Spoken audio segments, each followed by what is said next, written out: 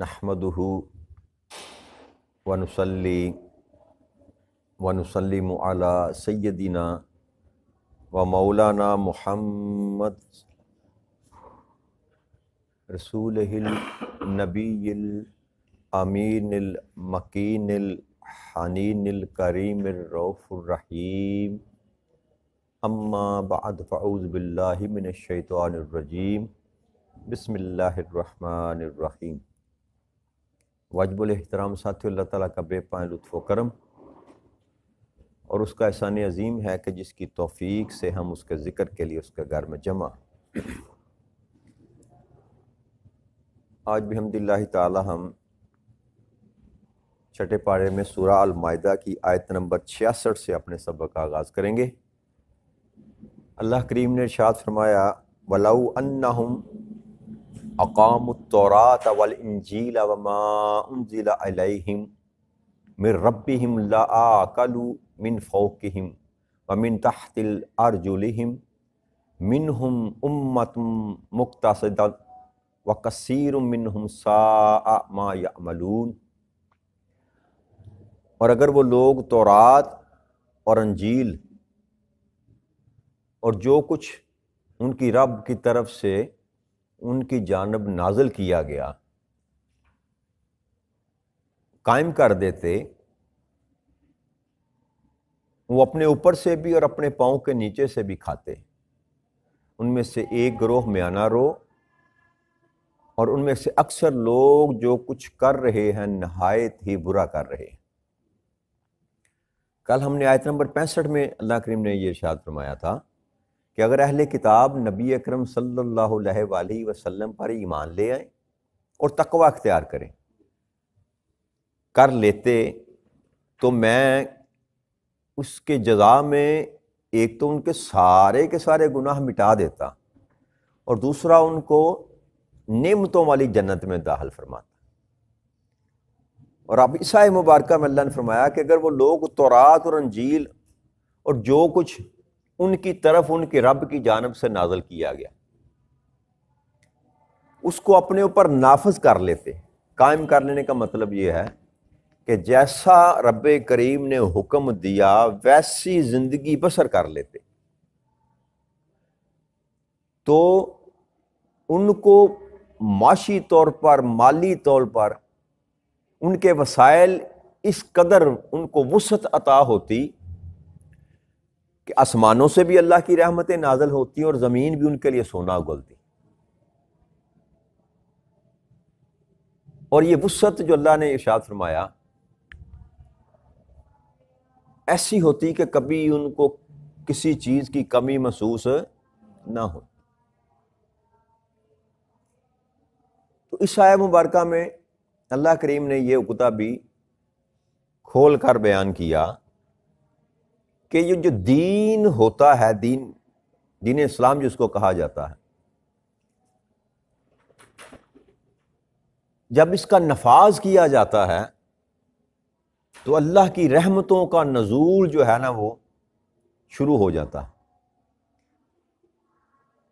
اور جہاں پر دین کے خلاف کام کیا جاتا ہے وہاں سے اللہ کی رحمتیں اٹھ جاتی۔ اس بات کو ذرا غور سے سمجھیے گا، جس چیز کو ہم اللہ کی رحمت سمجھتے ہیں وہ اللہ کی رحمت نہیں ہے۔ مال، آسائش، اچھی زندگی جو کہ اس وقت ان لوگوں کے پاس ہے جو بے دین ہو چکے ہیں، چاہے وہ یہود ہیں، چاہے وہ نصارہ ہیں، چاہے وہ مسلمان ہیں۔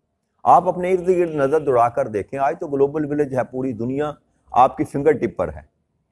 آپ کو جتنے لوگ ملیں گے الا ماشاءاللہ محدود چند کو چھوڑ کر جن کے پاس دنیا کے وسائل ہیں وہ سارے کے سارے دین سے دور ہیں۔ تو پھر اللہ کریم یہ جو فرما رہے ہیں کہ اگر وہ دین کے مطابق چلتے تو آسمانوں سے بھی ان کو ملتا اور زمین سے بھی ان کو ملتا۔ تو ہم جو دیکھتے ہیں وہ یہ کہ دنیا کے سارے اسباب تو ان کے پاس ہیں جو اس وقت دین کے خلاف کام کر رہے ہیں۔ تو سمجھ کے آئی بات کہ یہ جو مال ہے یہ اللہ کی نعمت یا رحمت نہیں گنی جاتی، یہ ایک سبب ہے، دنیا چلانے کا ایک سبب ہے۔ اگر تو یہ مال اس طریقے سے آئے جو اللہ اور اللہ کے رسول نے بتایا ہے تو پھر یہ رحمت بھی ہے اور نعمت بھی ہے۔ یہ فرق ہے بریک صاحب۔ مال اٹ سیلف نہ برا ہے نہ اچھا ہے جی، انسان کا کمائی کا ذریعہ اٹ سیلف نہ برا ہے نہ اچھا ہے۔ اگر تو مال آپ نے ویسے کمایا جیسے اللہ اور اللہ کے رسول نے کہا تو پھر وہ آپ کے لیے رحمت بھی ہوگا اور آپ کے لیے نعمت بھی ہوگا۔ اور اگر آپ نے مال اس طرح اکٹھا کیا جیسے اللہ اور اللہ کے رسول نے منع کیا اور شیطان کے رستے پر چل کر ہر طریقے سے مال کمانے کی فکر کی، کوشش کی، یہ نہ دیکھا حلال ہے کہ حرام ہے، کسی کا حق کھایا جا رہا ہے، کسی کا غصب کیا جا رہا ہے، میرا حق تھا کہ نہیں تھا، بس آ رہا ہے تو آنے دو، اور سمیٹنے کی کوشش کر رہے۔ اگر ایسا کیا تو بے شک آپ کی زندگی ظاہری طور پر تو آسائش میں ہوگی، کار بھی ہوگی، کوٹھی بھی ہوگی، بنگلہ بھی ہوگا، بینک بیلنس بھی ہوگا، لیکن اس کا ہرگز مطلب یہ نہیں ہے کہ ھذا من فضل ربی، یہ میرے رب کا فضل ہے۔ اس فرق کو جان لیجیے گا۔ ہم اس بات کی تمیز نہیں کرتے کمائی کیسے کی، پیسہ کہاں سے آیا، کس طرح آیا، 2 کنال کی 4 کنال کی کوٹھی بنا لی، کیسے بنا لی، بس اوپر تختی لگا دی ھذا من فضل ربی، یہ میرے رب کا فضل۔ اس سے بڑھ کر اور کوئی مذاق نہیں، لکھنے کی ضرورت پیش نہیں آتی، یاد رکھیے گا۔ جب آپ کردار جو ہے نا، کردار دیکھیے، نبی اکرم صلی اللہ علیہ وسلم نے جب پہلی تبلیغ کے لیے پہلی دفعہ بعثت رسول صلی اللہ علیہ وسلم کے بعد پہلا جو خطاب آپ نے کیا نا کفار اور مشرکین سے، تو انہوں نے فرمایا کہ اگر میں تمہیں کہوں کہ اس پہاڑ کے پیچھے ایک بہت بڑا لشکر ہے، وہ آ رہا ہے اور تمہیں تہس نہس کر کے تباہ و برباد کر دے گا، تو کیا تم مان لو گے؟ تو انہوں نے کہا ہاں، کیوں نہیں مانیں گے، آپ سے بڑھ کر تو دنیا میں کوئی سچا ہے ہی نہیں، کیوں نہیں مانیں گے؟ تو آپ نے فرمایا پھر مان لو کہ اللہ ایک ہے، اللہ ایک ہے۔ تو نبی اکرم صلی اللہ علیہ وسلم نے جو تبلیغ اپنی شروع کرتے ہوئے پہلی چیز جو ان کے سامنے پیش کی وہ اپنا کردار پیش کیا تھا، کوئی دلیل، کوئی معجزہ، اور وہاں چاند دو ٹکڑے کر کے نہیں دکھایا، وہاں پتھروں کو نہیں کہا کلمہ پڑھو، وہاں صرف اپنا کردار دکھلایا کہ میرا کردار یہ 40 سال میں نے تمہارے درمیان گزارے ہیں، کیا مجھ میں کوئی ایسی بات دیکھی ہے جو حق کے خلاف ہو؟ تو جب انسان حق پر ہو تو پھر اس کو جتلانے اور بتانے کی ضرورت پیش نہیں آتی۔ حق خود بولتا ہے، سچ خود بولتا ہے، عیاں ہوتا ہے، پھر یہ ھذا من فضل ربی لکھنے کی حاجت نہیں رہتی۔ ہزاروں لوگوں کا حق کھا کر، غصب کر کے لوگوں کا مال، اور اپنی بلڈنگ بنا کر اوپر لکھ لیا ھذا من فضل ربی یا ماشاءاللہ لکھ لیا، تو اس سے کچھ فرق نہیں پڑتا۔ دنیا کو تو آپ دھوکہ دے سکتے ہیں، وہ تو جانتا ہے آپ نے تو مال کیسے حاصل کیا۔ تو وسائل میں جو وسعت ہے، وسائل میں نبی اکرم صلی اللہ علیہ وسلم نے بھی ارشاد فرمایا، اور قرآن کا بھی حکم ہے۔ اللہ کہتا ہے جو مجھ سے دنیا طلب کرتا ہے میں اس کو دنیا دیتا ہوں، جو دین طلب کرتا ہے میں دین دیتا ہوں۔ میں تو ہر مانگنے والے کی جولی بھرتا ہوں۔ سائل کو رب کریم کبھی خالی نہیں لوٹاتا۔ اب یہ مانگنے والے پر ڈیپینڈ کرتا ہے کہ وہ مانگ کیا رہا ہے۔ ہم جب بھی مانگتے ہیں ہم دنیا مانگتے ہیں، کاروبار نہیں چل رہا، دعا بھی کروائیں گے کسی سے اللہ والے سے تو کہ یہی کہیں گے سرکار کو پھونک مار دو بچہ باہر ٹوٹ جائے جی۔ ہم اسباب کے پیچھے بھاگتے ہیں، سبب ضروری ہے، سبب ضروری ہے، لیکن سباب کے پیچھے نہیں بھاگنا چاہیے، مسبب الاسباب کے پیچھے بھاگنا چاہیے جو سبب پیدا کرنے والا ہے، پھر آپ کو کسی چیز کی حاجت نہیں رہے۔ غلطی یہاں پر ہم کرتے ہیں کہ ہم مالی وسائل بڑھانے کے لیے اسباب کی تلاش میں نکل پڑتے ہیں، لیکن مسبب الاسباب کی فکر ہم نہیں کرتے، جن سے خزانے دینے ہیں، جو کہتا ہے جس قدر میں چاہتا ہوں عطا کرتا ہوں، مجھے کو پوچھنے والا نہیں ہے۔ کیونکہ سارے خزانوں کا مالک وہ ہے اور مرضی کا مالک بھی وہ ہے، قادر وہ ہے، ہر چیز پر قدرت رکھتا ہے، دے تب بھی قدرت رکھتا ہے، نہ دے تب بھی قدرت رکھتا ہے۔ تو یہ ہے کہ اللہ فرماتے ہیں کہ اگر یہ دین کو قائم کر لیتے، اور یہ ایسا ہوا جب نبی اکرم صلی اللہ علیہ وسلم کی بعثت ہوئی تو یہود و نصارہ نے جب انکار کرنا شروع کیا تو ان پر قحط آ گیا، ان کے مالی معاملات جو تھے وہ خراب ہونا شروع ہو گئے، بہت برے حالات ہو گئے ان کے۔ تو اس پر اللہ کریم یہ بتا رہے ہیں کہ اگر تم دین پر چلتے تو تمہیں یہ دن دیکھنا نصیب نہ ہوتے۔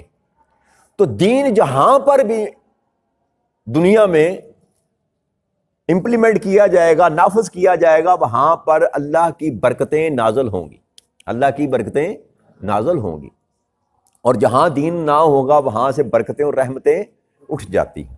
تو لہٰذا ہمیں کوشش یہ کرنی چاہیے، اچھا یہ تو ہے ایک زمین پر نافذ کرنا، لیکن ایک ہے کہ آپ اپنے من پر، اپنے تن پر نافذ کر لیں۔ پورے پاکستان پر تو آپ دین نافذ نہیں کر سکتے، یہ تو ان کی ذمہ داری ہے جن کو اللہ کریم نے حکمرانی نصیب فرمائی۔ پوری دنیا پر تو وہ دین نافذ کرے گا جس کو دنیا کی بادشاہی عطا فرمائی۔ مجھے کیا کرنا ہے؟ مجھے یہ کرنا ہے کہ جہاں تک میری حکومت ہے، جو اللہ نے مجھ کو عطا، جو میری سلطنت ہے، میری سلطنت کیا ہے؟ ایک تو میرا وجود میری سلطنت ہے، اللہ نے میرے اختیار میں دے دیا، اس وجود کو اللہ نے میرے اختیار میں دے دیا۔ اس کے بعد میرا گھر ہے جو میری سلطنت ہے، جس کا میں بادشاہ ہوں، دنیا میں مالک ہوں میں، اللہ نے مجھے اختیار دے رکھا۔ تو مجھ سے سارے پاکستان کا تو نہیں پوچھا جائے گا، لیکن اس 6 فٹ یا 5.5 فٹ کے وجود کا بھی پوچھا جائے گا، اور اس گھر میں میں رہتا ہوں اس گھر کا بھی پوچھا جائے گا کہ یہاں تو نے دین کو کتنا نافذ کیا۔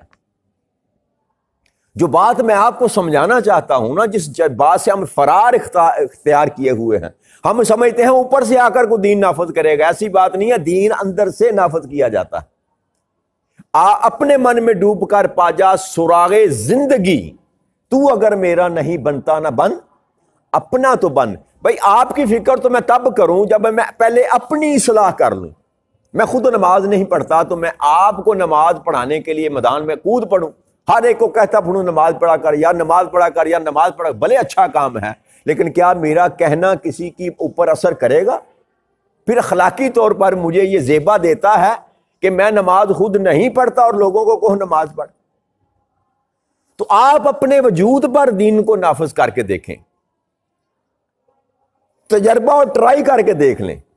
میں کھلی دعوت آپ کو دے رہا ہوں، آپ اپنے وجود کے اوپر، اپنے گھر کے اوپر دین کو نافذ کر کے دیکھیں، آپ کے سارے معاملات اگر درست نہ ہوگے تو مجھے پکڑ لیجئے گا،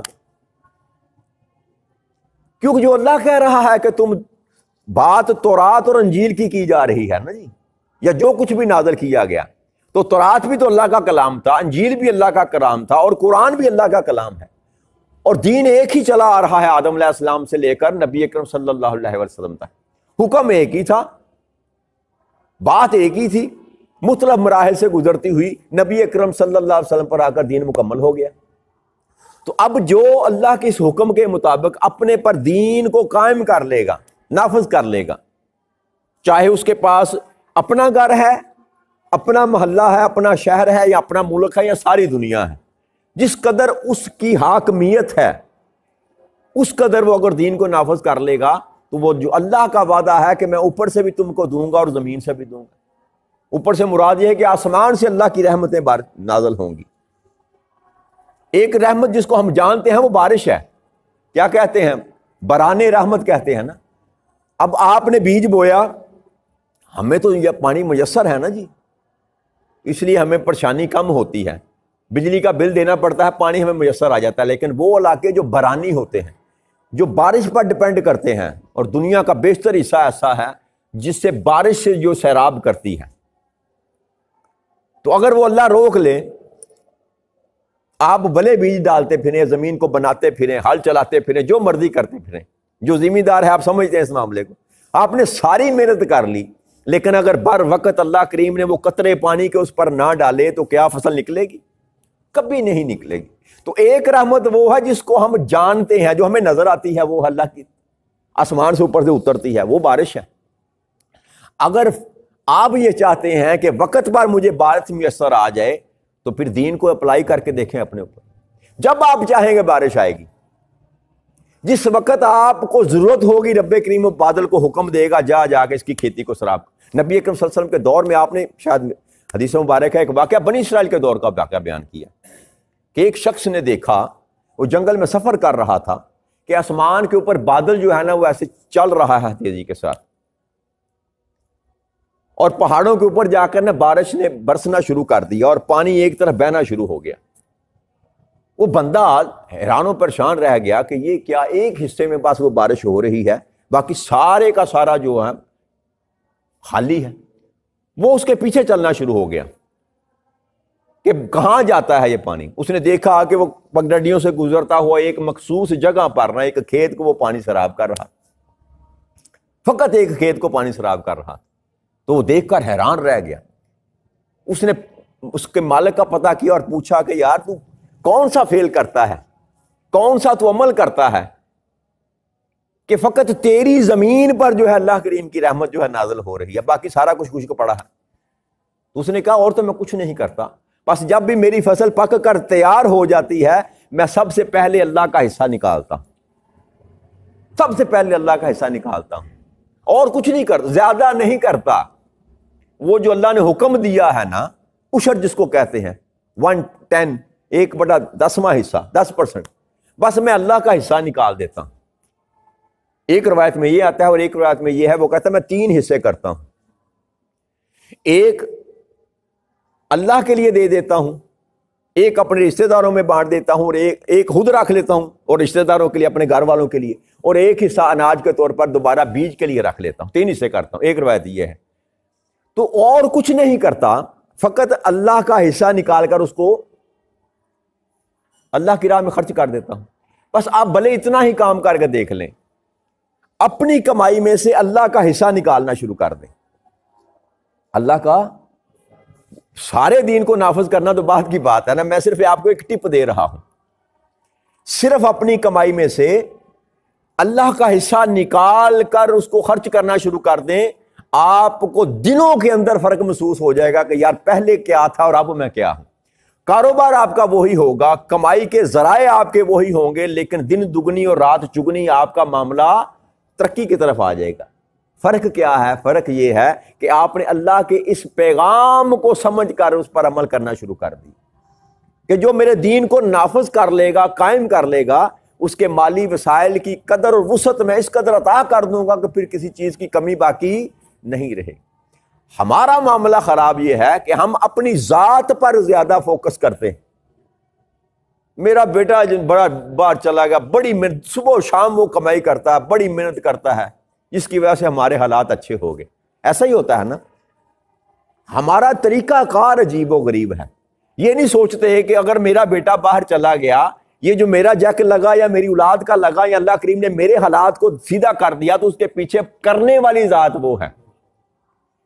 ہم ہمیشہ اس کو اپنی ذات کے ساتھ منسوب کرتے ہیں. یہی خرابی ہے، یہاں پر آ کے مار کھا جاتے ہیں. برا وقت آ جائے تو رب کے ساتھ منسوب کر دیا، اچھا وقت آ جائے تو اپنی ذات کے ساتھ منسوب کر دیا.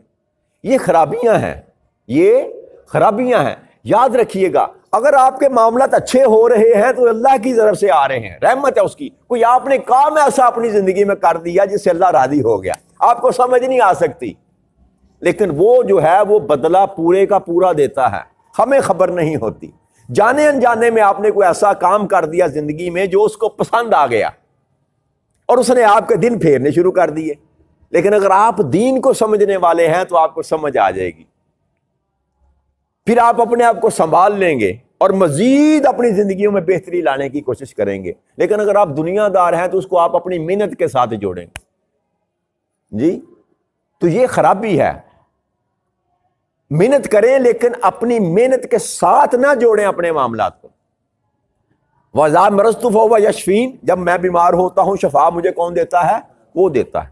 مرض کو اپنے ساتھ جوڑا اور شفا کو، یہ اللہ کا کلام، اللہ بتا رہا ہے. جب میرے ساتھ بات کرنی ہے تو اس طرح کرنی ہے، کمی اور کجی کو اپنے ساتھ جوڑو اور فراہی کو میرے ساتھ جوڑو. یہ ہے اب اللہ کے ساتھ معاملات کو جوڑنے کے آداب. برا وقت آ گیا تو کہو میری وجہ سے آ گیا، میری کوتاہی تھی، میری غلطی تھی۔ اچھا وقت آ گیا تو کہو مولا کا فضل ہے، اس کو رحم آ گیا، وہ راضی ہو گیا مجھ سے۔ تو آپ تجربہ کر کے دیکھ لیں اپنی زندگیوں میں، میں آپ کو دعوت دے رہا ہوں، اپنی زندگیوں میں فقط ایک حصہ مخصوص کر لیں کہ اتنا حصہ میں نے اللہ کے نام پر کرنا ہے۔ آپ 100 کماتے ہیں نا جی، میرے والد صاحب تھے نا، اللہ جنت نصیب کرے ان کو، تو ان کا طریقہ کار تھا زندگی میں، کاروبار کرتے تھے، رات کو جب حساب کیا ہر 100 میں سے 1 روپیہ نکالتے تھے، وہ علیحدہ کاپی رکھی ہوئی تھی انہوں نے۔ مجھے تب پتا چلا جب میں بیٹھا ادھر کارخانے میں کام کرنے کے لیے، تو مجھے انہوں نے یہ نصیحت کی، رات کو جب بھی حساب کرنا ہے تو اس میں سے ہر 100 میں سے 1 روپیہ نکال کر علیحدہ کرنا ہے۔ وہ زکوٰۃ نہیں تھی، وہ زکوٰۃ نہیں تھی۔ تو ہم رات کو حساب کرتے، جتنے بچتے 100 بنتا، 150 بنتا، 200 بچتا، اس میں سے فی 100 کے پیچھے 1 روپیہ نکال کر ہم علیحدہ کر لیتے اور کاپی پہ نوٹ کر لیتے۔ تو یہ انداز تھا ایک، انہوں نے پتہ نہیں کہاں سے سیکھا، ہمیں بھی وہ سکھا گئے، اور ہماری یہ عادت الحمدللہ الحمدللہ الحمدللہ، اللہ کا کرم ہے، اس میں ہمارا کچھ نہیں، پختہ ہو چکی ہے کہ ہم اپنی کمائی میں سے ایک حصہ جو ہے اس کو نکال لیتے ہیں۔ اور یہ میں آپ کو بھی تلقین کر رہا ہوں، اگر آپ چاہتے ہیں کہ ہماری زندگی کے معاملات میں آسانی ہو جائے، خدا کی عزت کی قسم کھا کے کہہ رہا ہوں، جب تک آپ اللہ کا حصہ نکالنا شروع نہیں کریں گے، آپ بھلے جتنی مرضی دوڑ لگا لیں، کبھی آپ کے معاملات سیدھے نہیں ہوں گے۔ آپ کے پاس مال بھی ہوگا، آسائشیں بھی ہوں گے، لیکن پریشانیاں آپ کا پیچھا نہیں چھوڑیں گی۔